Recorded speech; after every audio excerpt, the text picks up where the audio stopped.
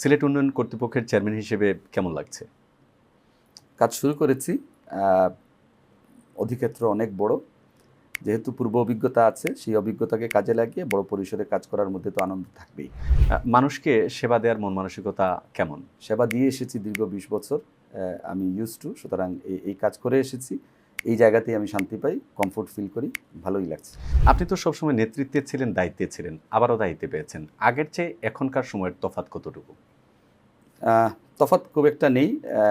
দায়িত্ব সেটি ছোট হোক অথবা বড় হোক, দায়িত্ব তো দায়িত্বই। যে দায়িত্বেই যখন ছিলাম সেটি নিষ্ঠার সহিত, সততার সহিত, স্বচ্ছতার সহিত পালন করার চেষ্টা করেছি। সারা দেশের মানুষ জানে সিলেট সম্প্রীতির শহর, সমাজের অন্যতম একটি জায়গা এবং সবাই সবাইকে মূল্যায়ন করে। আপনার এই নেতৃত্বে আসার পরে এখন আসলে সিলেটটা কেমন? সিলেট উন্নয়ন কর্তৃপক্ষের কার্যক্রম শুরু হবে ২৫ তারিখে এবং এই কার্যক্রমের সাথে সকল শ্রেণী পেশার, ধর্ম, বর্ণ, গোত্রের মানুষের সম্পৃক্ততা থাকবে। সিলেট সম্প্রীতির নগরী। এই সম্প্রীতি আগে ছিল, এখনও আছে, ভবিষ্যতেও থাকবে। রাজনীতি করলে সমালোচনা থাকবেই, বিষয়টাকে আপনি কিভাবে গ্রহণ করেন? সমালোচনা থাকবে, এই সমালোচনা থাকা মানেই আপনি কাজ করছেন। সিলেট কেমন হওয়া উচিত? সিলেট বাসযোগ্য হওয়া উচিত। সিলেট প্রতিটি নাগরিকের কাছে এই সিলেট নিরাপদ, এই সিলেট পবিত্র, এই সিলেট ইপটিজিং মুক্ত, এই সিলেট মাদক মুক্ত, এরকম একটি নগরী হওয়া উচিত। দর্শক সবাইকে স্বাগত জানাচ্ছি দ্য সিলেটের বিশেষ সাপ্তাহিক আয়োজন কথা টেবিলে। সাথে আছি আমি গুলজার আহমেদ।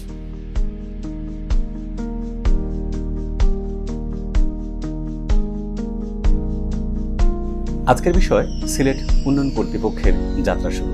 এটি নাগরিকদের জন্য সুবিধার নাকি জঞ্জালের? এই সকল বিষয় নিয়ে আমরা আজ কথা বলবো। এই বিষয়ে কথা বলার জন্য আজকে স্টুডিওতে উপস্থিত আছেন সিলেট উন্নয়ন কর্তৃপক্ষের চেয়ারম্যান রেজাউল হাসান কয়েসলুদ্দি। আপনাকে স্বাগত জানাচ্ছি আমাদের আয়োজনে। ধন্যবাদ আপনাকে এবং আপনার মাধ্যমে এই অনুষ্ঠানটি যারা দেখছেন অথবা দেখবেন তাদের প্রতিও শুভেচ্ছা। প্রথমে আপনাকে অভিনন্দন জানাই, যেহেতু আপনি নতুন দায়িত্ব পেয়েছেন। নতুন বলবো না, ইতিমধ্যে ২ মাস অতিবাহিত হয়েছে, প্রায় ২ মাস। রাজনীতিবিদ কয়েসলুদ্দি দীর্ঘদিন মহানগরের দায়িত্বে ছিলেন, হুট করে প্রশাসনিক পদে চলে আসলেন, কেমন লাগছে? ধন্যবাদ আপনাকে। প্রশাসনিক পদে আমি এর আগে সিটি কর্পোরেশনে কাজ করেছি, আপনি জানেন। দীর্ঘ ২০ বছর সিটি কর্পোরেশনের নির্বাচিত প্রতিনিধি হিসাবে দায়িত্ব পালন করেছি। তো সেই হিসেবে উন্নয়ন কর্তৃপক্ষের চেয়ারম্যান হিসেবে এই দায়িত্বটুকু যদিও আমার জন্য নতুন, কিন্তু সিটি কর্পোরেশন আইন এবং উন্নয়ন কর্তৃপক্ষের যে আইনটি আছে সেম না হলেও সিমিলার, প্রায় একই ধরনের, একই ধাঁচের কাজ। নতুনত্ব তেমন নাই বললেই চলে। যেহেতু আমরা নতুন বলছি বা আপনার জন্য দায়িত্বের জন্য এটা নতুন, যদিও আপনার পেশাগত দক্ষতায় অনেক অভিজ্ঞতা আছে। এই যে আমরা বলছি সিলেট উন্নয়ন কর্তৃপক্ষ, এই উন্নয়ন কর্তৃপক্ষের সীমানাটা আসলে কতটুকু পর্যন্ত আছে? উন্নয়ন কর্তৃপক্ষ যে আইনটি আছে সেই আইনে পরিষ্কার বলা আছে যে সিটি কর্পোরেশন এবং তৎসংলগ্ন এলাকা। তো ইতিমধ্যে সিটি কর্পোরেশনকে চিহ্নিত করে সেটি গেজেটভুক্ত করা হয়েছে, আর তৎসংলগ্ন যে এলাকাগুলো আছে সেটি প্রক্রিয়াধীন আছে। সেই অধিভুক্ত করার জন্য ইতিমধ্যে সীমানা নির্ধারণ করা হয়েছে এবং প্রস্তাবনা পাঠানো হয়েছে। এটি ইনফ্যাক্ট টোটাল যদি এরিয়া বলেন তাহলে ৯০০-র উপরে, 995 বর্গ কিলোমিটার। কিন্তু এইখানে এই সীমানার মধ্যে কিন্তু আপনার পাহাড় আছে, নদী আছে, এই জায়গাগুলো। একটা বিষয় কি ক্লিয়ার করবেন, এই যে ৯৯৫ বর্গ কিলোমিটার আপনি বলছেন, তার মধ্যে দেখলাম যে দক্ষিণ সুরমা যে উপজেলা আছে সেটা আছে, গোলাপগঞ্জ উপজেলা আছে, বিশ্বনাথ আছে, সিলেট সদর আছে, ইনক্লুড সিটি কর্পোরেশন। আসলে ওই দিকের কার্যক্রম আর সিটি কর্পোরেশনের কার্যক্রম, নগর উন্নয়ন, নগর নয় দুঃখিত, আমরা বলছি সিলেট উন্নয়ন কর্তৃপক্ষ, সামগ্রিকভাবে কি একসাথে করা সম্ভব?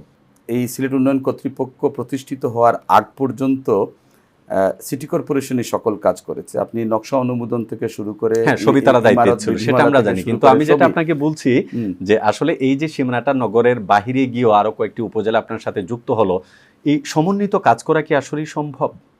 অবশ্যই কারণ সম্ভব। নগরের বৈশিষ্ট্য একরকম, নগরের বাহিরের উপজেলাগুলোর বৈশিষ্ট্য অন্যরকম। না, আপনি নিশ্চয়ই জানেন এই অথরিটি কিন্তু সিলেটে নতুন হলেও বাংলাদেশে কিন্তু অন্যান্য অথরিটি আছে, যেমন রাজুক আছে, চট্টগ্রাম উন্নয়ন কর্তৃপক্ষ আছে, খুলনা উন্নয়ন কর্তৃপক্ষ আছে, যেটি স্টাবলিশড হয়েছে 61-এ।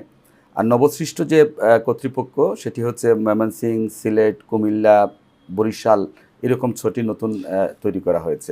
যেহেতু 2 মাস গিয়েছে, 2 মাসের মধ্যে আপনি নিশ্চয়ই আপনার যে অধিদপ্তর বা আপনার যে শাখা দেয়া হয়েছে সেখানে আপনি কিছুটা বুঝেছেন, কিন্তু মানুষ এখন অনেকটাই আতঙ্কে আছে। সিটি কর্পোরেশনে আগে ভয় পাইতো যে একটা বিল্ডিং করতে হলে নানান ধরনের নির্দেশনা, এটা সেটা, অনেকেই এগুলো বোঝে না, অভ্যস্ত নয়। নতুন করে যুক্ত হলো এই সিলেট উন্নয়ন কর্তৃপক্ষ। আপনি ইতিমধ্যে 2-3টা নোটিশ প্রজ্ঞাপন আপনি জারি করেছেন বা গণবিজ্ঞপ্তি প্রকাশ করেছেন। আসলে কি জনসাধারণের সাথে ইনক্লুড না হয়ে সরাসরি এরকম বিজ্ঞপ্তি জারি করা কনফ্লিক্টেড হয়ে যায় কিনা, মানে মানুষের আগ্রহের জায়গাটা কমে যায় কিনা, আতঙ্ক ঢুকে কিনা? উন্নয়ন কর্তৃপক্ষ যে আইনটি আছে সেখানে যে বিধানগুলো আছে, আমি যেটা মনে করি বা আমার কাছে যেটি মনে হচ্ছে, এটি জনসাধারণের জন্য আশীর্বাদ। কী কারণে আশীর্বাদ আমি আপনাকে বলি। এখানে যে বিষয়গুলো উল্লেখ করা হয়েছে, আপনি একটি ইমারত নির্মাণ করার ক্ষেত্রে কি কি আইন আপনাকে মানতে হবে সেটি পরিষ্কার এখানে বলা হয়েছে।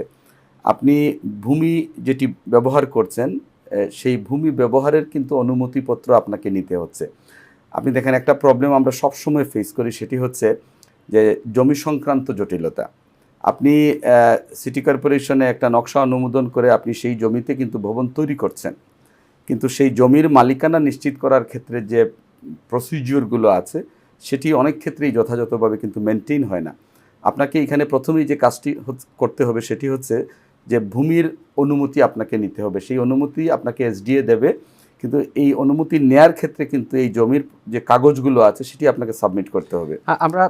তাহলে প্রথমেই হচ্ছে কি, যে জমির মালিকানাটা প্রথমেই নিশ্চিত হয়ে যাচ্ছে। আপনি চাইলেই অন্যের জায়গায় আপনি কিছু করতে পারবেন না, যেটা আমরা প্রায় দেখি। সেটা অবশ্যই ঠিক, আপনি যেটা বলছেন এটা হওয়াই উচিত। কারণ নগর বা শহর আমরা যাই বলি না কেন, পরিকল্পনা মাফিক যদি না হয় সেটা সাধারণ মানুষের ভোগান্তি হয়। আপনারা শুরুতেই এইগুলোতে হাত দিলেন, কিন্তু এই যে রাস্তাঘাটের উন্নয়ন, জলাবদ্ধতা নিরসন, পরিকল্পিত রাস্তা, যানজট দূরীকরণ কিংবা বিদ্যুতায়ন, এই যে জনসাধারণের যেটা প্রত্যেক দিনের প্রয়োজন, সেটা কি আপনার উন্নয়ন কর্তৃপক্ষের সাথে ইনক্লুডেড? উন্নয়ন কর্তৃপক্ষের প্রথম কাজটি হচ্ছে পরিকল্পিত নগরায়ন। আপনি যদি সিলেটকে দেখেন তাহলে দেখবেন যে সিলেটে উন্নয়ন হয়েছে, বিভিন্ন সময়ে হয়েছে, এটি অস্বীকার করার কোনো সুযোগ নেই, কিন্তু সেটি পরিকল্পিত না। এই পরিকল্পিত নগরায়ন না হওয়ার কারণে আজকে আপনি যানজট বলেন, জলাবদ্ধতা বলেন, ফুটপাত বলেন, বিভিন্ন ধরনের যে অভিযোগগুলো আমরা প্রতিদিন পাই, অথবা নাগরিক সুবিধা নিশ্চিত করার ক্ষেত্রে যে বিষয়গুলোকে প্রাধান্য দেওয়া উচিত সেটি দিতে গিয়ে আমরা অনেক ক্ষেত্রেই হুঁচট খাচ্ছি, এই একটি কারণেই যে সেই উন্নয়নগুলো পরিকল্পিত হয়নি। আপনি একটা জিনিস খেয়াল করবেন, আপনি যখন কর্তৃপক্ষ অথবা সিটি কর্পোরেশন থেকে আপনার ভবন নির্মাণের জন্য নকশা সাবমিট করছেন, সেই নকশা কিন্তু কর্তৃপক্ষ আপনাকে সেই বিল্ডিং কোড অনুযায়ী আপনাকে দিচ্ছেন, কিন্তু আপনি যেটি করছেন পরবর্তীতে সেটির তদারকি হচ্ছে না, এবং আপনি আপনার ইচ্ছে মতো কিন্তু ভবন তৈরি করছেন। আপনি ঠিকই বলেছেন। আমরা আসলে ঘুরে ফিরে এই নগর, মানে ভবন নির্মাণ কিংবা রাস্তাঘাট অথবা জমি অধিগ্রহণ এগুলোতে যাচ্ছি, কিন্তু একটা বিষয় দেখেন, আমাদের যে মেট্রোপলিটনের যে এরিয়া, এই থানাগুলোতে যখন একটা সীমান্ত এলাকায়, অর্থাৎ ধরেন সাপড়ান এবং কোতোয়ালি, মাঝখানে একটা ঘটনা ঘটলে, কিংবা এয়ারপোর্ট থানা এদিকে হচ্ছে কোতোয়ালি, এখানে মাঝখানে ঘটনা ঘটলে ভুক্তভোগী যারা হন তারা আসলে কুল কিনারা পান না, কোথায় যাবেন? এখন এই যে জিনিসটা আপনাদের হচ্ছে, এই জায়গায় সিলেট সিটি কর্পোরেশন, সিলেট উন্নয়ন কর্তৃপক্ষ, তারপরে হচ্ছে আপনার ওয়াসা, বিদ্যুৎ, এই যে একটা বিভিন্ন কাজের ক্ষেত্র বাড়ছে, ঝামেলাটা কি আমাদের জন্য বেশি হচ্ছে নাকি জিনিসটা আরো সহজ হচ্ছে? কারণ মানুষ সেই জায়গাতেই আসলে জানতে চায়। না, সহজ হচ্ছে এই কারণে যে আপনি ভবন তৈরি করবেন, এই ভবন তৈরি করার ক্ষেত্রে আপনার কর্তৃপক্ষ হচ্ছে সিলেট উন্নয়ন কর্তৃপক্ষ। সেখানে আপনি আপনার পেপার অথবা ডকুমেন্টগুলো সাবমিট করবেন, কর্তৃপক্ষ আপনাকে সেই অনুমোদনটুকু দেবে। এটি হচ্ছে সিলেট উন্নয়ন কর্তৃপক্ষের কাজ। আপনি এই কাজটি করার ক্ষেত্রে, যেটি আগে সিটি কর্পোরেশন এই দায়িত্ব পালন করতো, এখন সেটি উন্নয়ন কর্তৃপক্ষ করবে, এবং এটি যে সিটি কর্পোরেশন থেকে উন্নয়ন কর্তৃপক্ষের কাছে হস্তান্তর হয়েছে, এই বিষয়টি কিন্তু আমরা ইতিমধ্যে আইন মোতাবেক গণবিজ্ঞপ্তি আকারে কিন্তু ইতিমধ্যে প্রকাশ করেছি। এবং আপনি নিশ্চয়ই দেখেছেন আজকেও জেলা তথ্য অফিস এই নোটিশটি, এই বিজ্ঞপ্তিটি কিন্তু মাইকিং করে নগরবাসীকে জানিয়ে দিয়েছেন। আপনি আরেকটা প্রশ্ন করেছিলেন, সেটি হচ্ছে যে এই সিলেট উন্নয়ন কর্তৃপক্ষে যারা এনলিস্টেড হবেন সেটি কিন্তু আমরা ইতিমধ্যে আজকেও পত্রিকায় কিন্তু এই বিজ্ঞপ্তিটি এসেছে, যেটি আপনি প্রকৌশলী, স্থপতি অথবা ডেভেলপার যারা আছেন তারা উন্নয়ন কর্তৃপক্ষের তালিকাভুক্ত হবেন। তালিকাভুক্ত যারা হবেন না অথবা তালিকা বহির্ভূত যারা থাকবেন তারা কিন্তু এখানে নকশা সাবমিট করতে পারছেন না। দ্যাট ইজ তালিকাভুক্ত প্রকৌশলী, স্থপতিরাই কিন্তু উন্নয়ন কর্তৃপক্ষে তাদের নকশা অনুমোদনের জন্য সাবমিট করবেন, আদারওয়াইজ না। এটা তো গেল ভবনের ক্ষেত্রে বা রাস্তাঘাটের ক্ষেত্রে। এখন একটা বাসায় বিদ্যুৎ, গ্যাস বা ওয়াসা অন্যান্য বিষয়গুলো আছে, এটার জন্য মানুষ কি করবে? প্রত্যেক অধিদপ্তরে যেতে হবে? না, এটি অধিদপ্তরের কাজ না। এখানে ক্লিয়ারলি আইনে বলাই আছে উন্নয়ন কর্তৃপক্ষের কাজই হচ্ছে পরিকল্পনা গ্রহণ করা, মাস্টার প্ল্যান করা এবং এটা পাশ করা, এবং এটি পাশ করা, পরিকল্পিত নগরায়ন, জলাধার, এই কাজগুলো হচ্ছে উন্নয়ন কর্তৃপক্ষ। এবং আইনে পরিষ্কার বলা আছে যে আমাদের সিলেটের যে পর্যটন স্পটগুলো আছে সেটিরও কিন্তু মেনটেনেন্স এবং সেই ডেভেলপমেন্টের দায়িত্ব কিন্তু উন্নয়ন কর্তৃপক্ষের, সেটি বলা আছে। এবার একটু জানতে চাই, যেহেতু আপনি দায়িত্ব নিয়েছেন মাত্র 2 মাস হলো, নিশ্চয়ই আপনার পরিকল্পনা আছে। এর মধ্যে কি আপনি পরিবর্তনের পরিকল্পনা করেছেন কিনা? আপনি দেখেন, সিলেটে আমরা বিগত সময়গুলোতে যে কাজগুলো করেছি সেটি গতানুগতিক কাজ।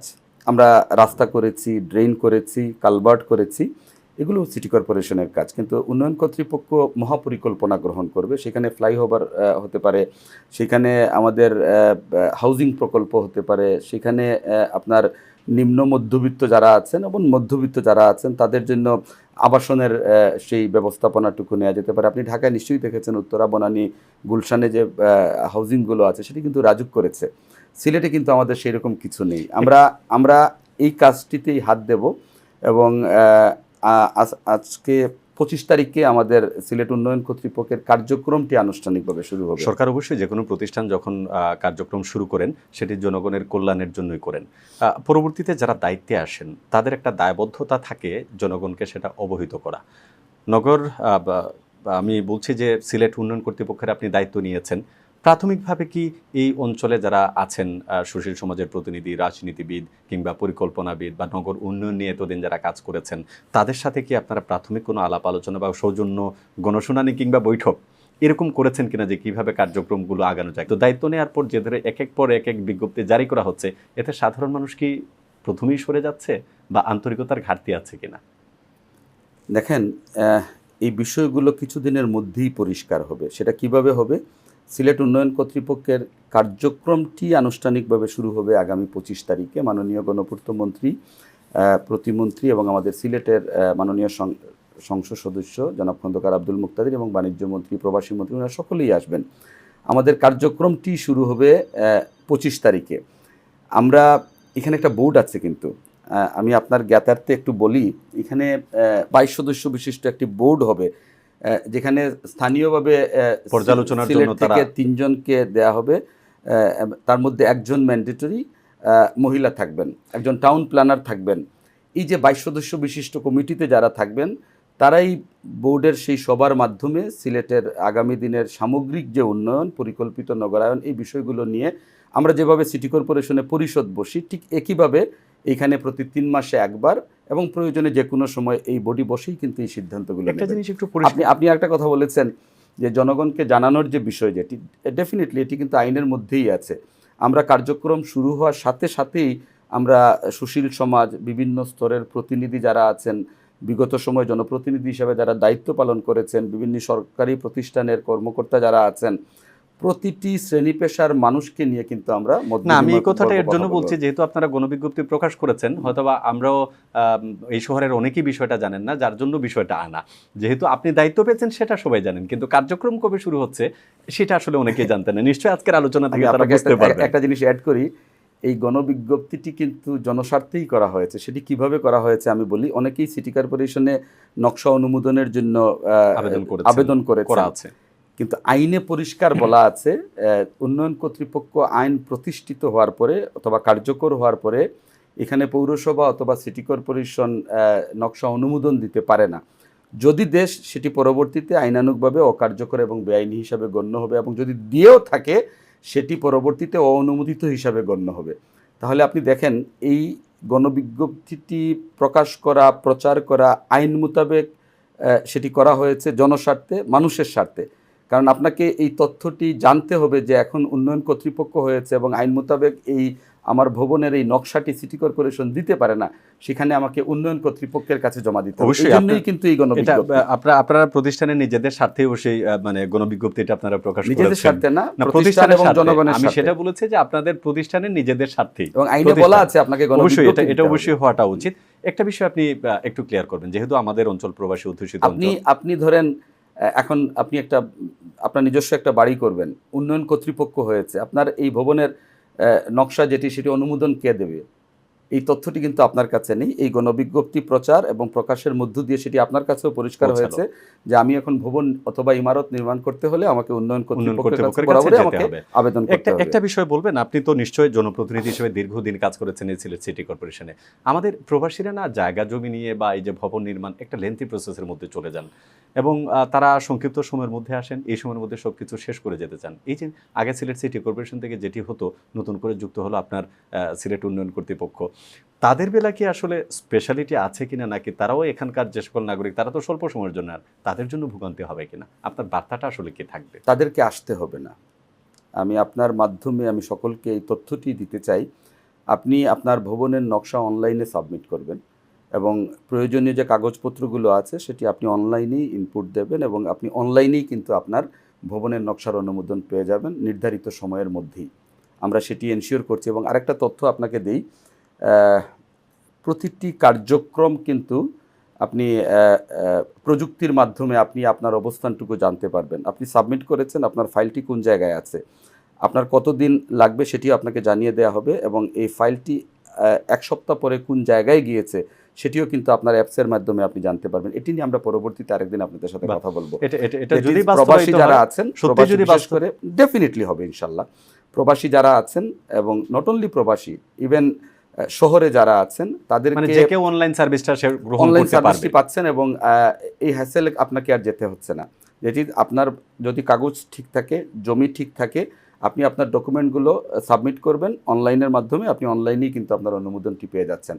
এই হ্যাসেলটুকু এখন আর নেই। আপনাকে আর প্রতিষ্ঠানে গিয়ে ধর্ণা দিতে হচ্ছে না অথবা ফাইলের পিছনে আপনাকে ছুটতে হচ্ছে না। আপনি যেখানেই থাকেন পৃথিবীর, আপনি সেখান থেকেই কিন্তু আপনার কাগজ এবং জমি যদি ঠিক থাকে, নকশা ঠিক থাকে, আপনি অবশ্যই অনুমোদন পেয়ে যাবেন।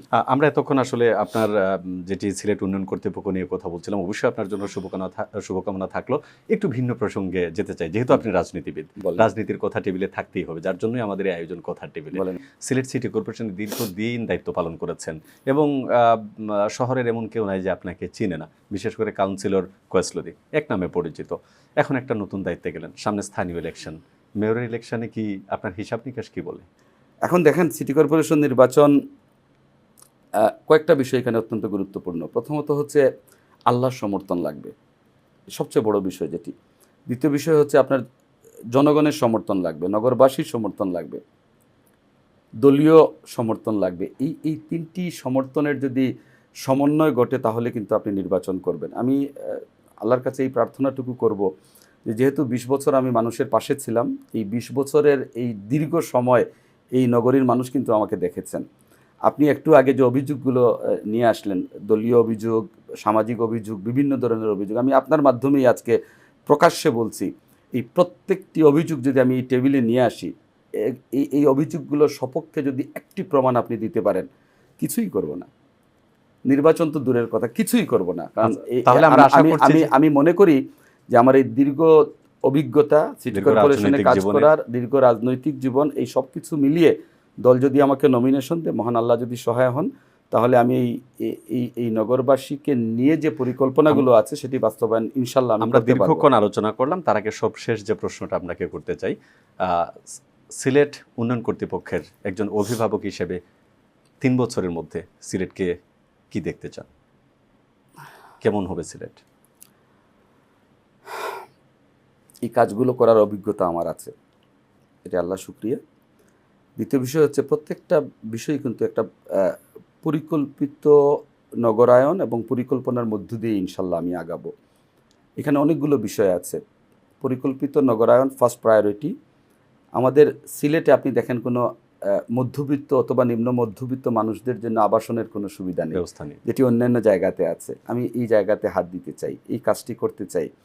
আপনি আমাদের প্রবাসীদের জন্য সেরকম কোনো হাউজিং নেই, আবাসনের ব্যবস্থা নেই। আমাদের প্রবাসীরা অনেক ক্ষেত্রে মানে ভয়ের কারণে, ভীতির কারণে ওনারা ওনাদের যে সম্পত্তিগুলো আছে সেটি বিক্রি করে নিয়ে যাচ্ছেন। আমরা তাদের জন্য সেই সুবিধাগুলো কিন্তু এখনও নিশ্চিত করতে পারিনি। কিছুদিন আগে মাননীয় প্রধানমন্ত্রীর সাথে আমাদের উন্নয়ন কর্তৃপক্ষের সম্মানিত চেয়ারম্যান যারা আছেন একটা সভা হয়েছিল, সেখানে এই কথাগুলো আমি বলেছি যে সিলেট প্রবাসী অধ্যুষিত, এখনও এয়ারপোর্টে প্রবাসীদের হয়রানি হতে হয়, এখনও আমরা প্রবাসীদের জন্য কোনো সুবিধাই নিশ্চিত করতে পারিনি। জায়গা জমি নিয়ে তাদের জায়গা জমি নিয়ে তাদের টাকা মধ্যে জটিলতা হয়, টাকা পয়সা নিয়ে নানান business ঝুট নিয়ে ঝামেলা অনেক পোহাতে হয়। ঝামেলা। আমি এই জায়গাতে কাজ করতে চাই। এই সিলেট উন্নয়ন কর্তৃপক্ষ অথবা অন্যান্য যে প্রতিষ্ঠানগুলো আছে, প্রত্যেকটি প্রতিষ্ঠানই কিন্তু আইন দ্বারা, সংবিধান দ্বারা নির্ধারণ করা আছে, মানে জব ডেসক্রিপশন অথবা কে কী কাজগুলো করবেন। সিলেট উন্নয়ন কর্তৃপক্ষের যে কাজগুলো আছে, এই কাজগুলো যদি শতভাগ বাস্তবায়িত হয়, আপনি শুরুতে যে কথাগুলো বলেছেন, এটি জঞ্জাল হবে না, এটি মানুষের জন্য একটি আস্থার প্রতিষ্ঠান হবে। কারণ আপনাকে সেখানে স্পেসিফিক বলে দেওয়া হয়েছে যে আপনি কোথায় কিভাবে এই সার্ভিসগুলো পাচ্ছেন বা পাবেন। আপনি একটা ইমারত নির্মাণ করার ক্ষেত্রে যে কোডগুলো আছে, বিল্ডিং কোডগুলো আছে, যে বিধানগুলো আছে, সেখানে উন্নয়ন কর্তৃপক্ষের আইনেই পরিষ্কার বলা আছে যে আপনি এটা কিভাবে করবেন। এই আইনের ব্যত্যয় ঘটানোর অথবা সেখানে অনুমোদিত নকশা বহির্ভূত কোনো ইমারত নির্মাণ অথবা এই ধরনের কোনো কর্মকাণ্ডের সাথে আপনি সম্পৃক্ত হওয়ার কোনো সুযোগ থাকবে না। এবং এটি যদি বাস্তবায়িত হয়, একজন নাগরিক হিসাবে, একজন প্রবাসী হিসাবে, একজন ওনার হিসাবে কিন্তু আপনি কমফোর্ট জোনে চলে যাচ্ছেন, আপনি কমফোর্ট ফিল করবেন। এটি কিন্তু মানুষের প্রত্যাশা। কারণ আইন সকলেই মান্য করে, আর অমান্যকারীদের সংখ্যা কিন্তু খুবই কম। অসংখ্য ধন্যবাদ। আসলে আমরা দীর্ঘক্ষণ আমি শুধু আপনার মাধ্যমে এই পবিত্র নগরী সহ উন্নয়ন কর্তৃপক্ষের আওতাধীন যে এলাকাগুলো আছে প্রত্যেকের সহযোগিতা কামনা করছি। ইনশাআল্লাহ আপনাদের সহযোগিতার মাধ্যমেই আপনাদের সকল নাগরিক সুবিধা নিশ্চিত হবে। অসংখ্য ধন্যবাদ। এত ব্যস্ততার মধ্যে আপনি এসে আমাদের স্টুডিওতে কথা বলেছেন। আশা রাখি যে আপনার এই যে আলোচনা, আপনি যে বিস্তারিতটা বললেন, এটা আমাদের সিলেটের বাসিন্দা যারা আছেন তাদের জন্য অনেকটা উপকারে আসবে। আবারও আপনাকে ধন্যবাদ জানাচ্ছি। Thank you. ধন্যবাদ আপনাকে এবং আপনার এই অনুষ্ঠান যারা দেখছেন আপনাদের সকলকে শুভেচ্ছা এবং ধন্যবাদ। দর্শক, আসলে দীর্ঘ আলোচনা ছিল, এই দীর্ঘ আলোচনা প্রয়োজন ছিল, কারণ আমাদের এই শহরটা অনেকভাবে পরিবর্তনের চেষ্টা চলছে বেশ কয়েক বছর থেকে।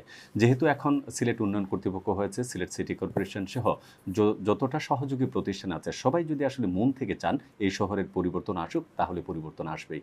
সবাইকে আবারও ধন্যবাদ জানিয়ে শেষ করছি আমাদের আজকের আয়োজন। এ পর্যন্ত সবাই ভালো থাকুন, সুস্থ থাকুন।